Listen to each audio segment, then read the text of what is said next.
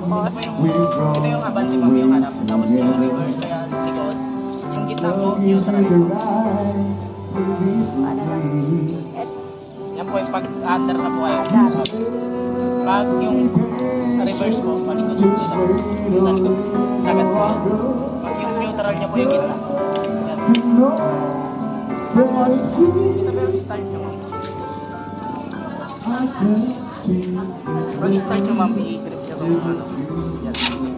Tapos sabayan nyo po ng gas. Ito po yung gas. yan. Ito po pag-start. Ito po yung start process. Sa Dito to. Ito pagkabasabay yun. Ito pang lagi pang ano. Sige ma'am, kaya mag-start ma'am.